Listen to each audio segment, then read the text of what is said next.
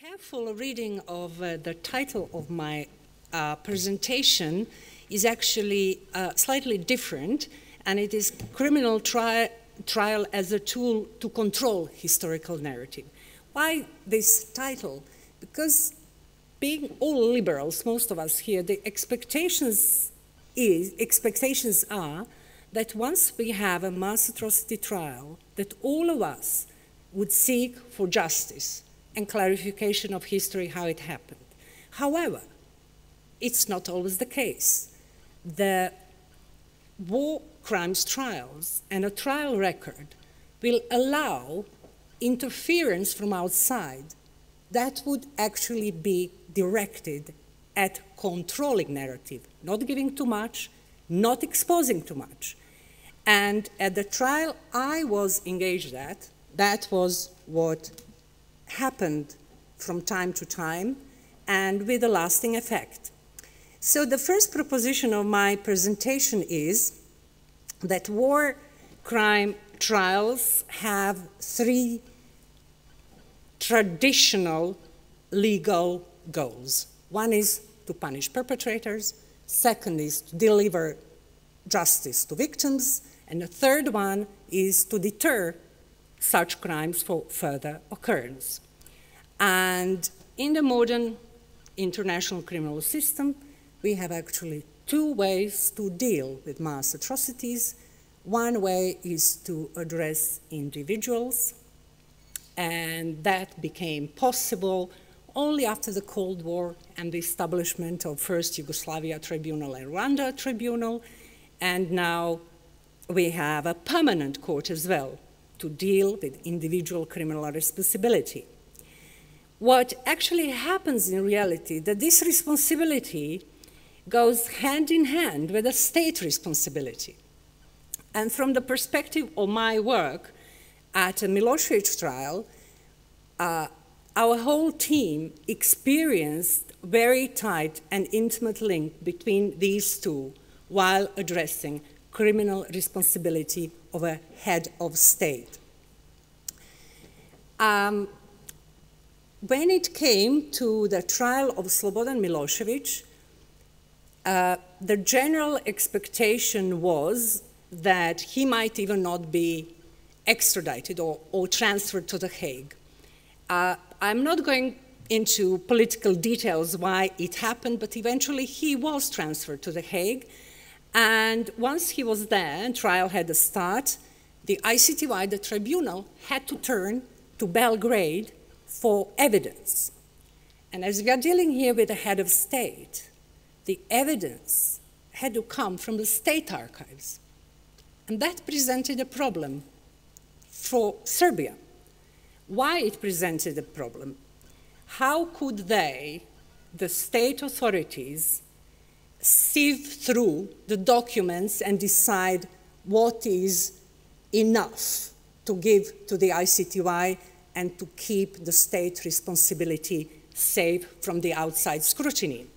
And why was it important? It was not just general defensive mood of a state that has institutions actually to guard interests, but it was another case, and this case was case against Serbia at the ICJ that actually was put in motion before Milosevic is even indicted by the ICTY.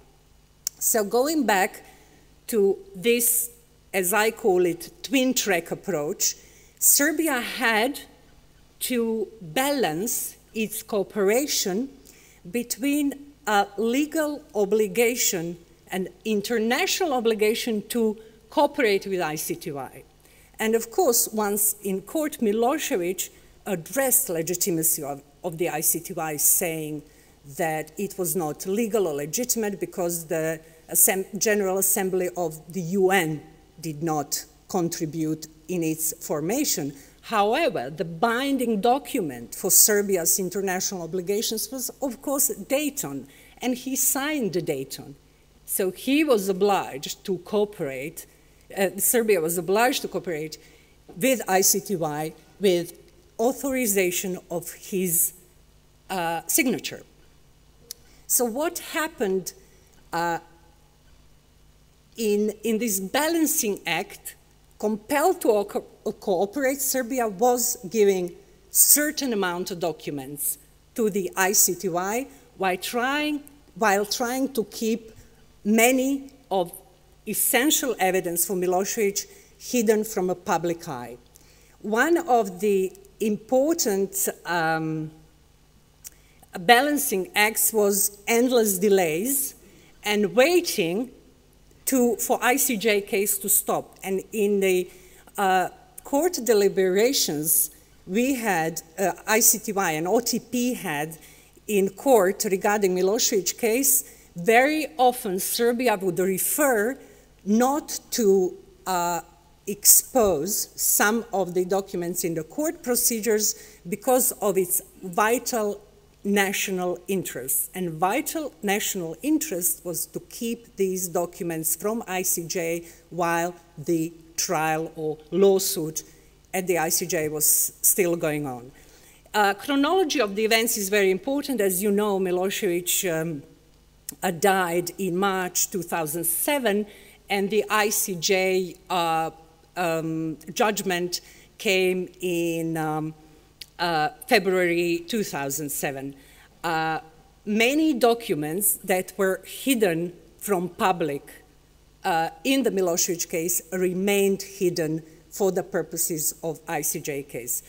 I will, the major documents collection I'm referring to is Supreme Defense Council documentation, which of course was of a paramount importance for the Bosnian indictment period in Milosevic and in generally for the Bosnian case. To make my presentation, to do a shortcut, because I've prepared many different documents for you to consider, I will now go to my conclusions, and the conclusions would be, why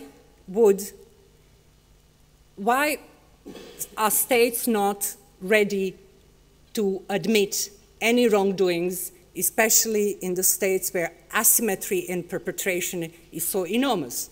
We have now in post-war period, in the wars in Yugoslavia generally, we have asymmetry that we have that victims' communities are of majority of one or two or three groups, Bosnian Muslims, Kosovo Albanians, Croats, and then Serbs, and that the perpetration is of a different symmetry or asymmetry. We have actually on the Serb side the majority of perpetrators. And if we see this link or very connected responsibility, criminal responsibility, varying from individuals to something we could call collective criminal responsibility, which is for legal purposes named, and there is this coin, legal coin, joint criminal enterprise, and from there we have a state responsibility.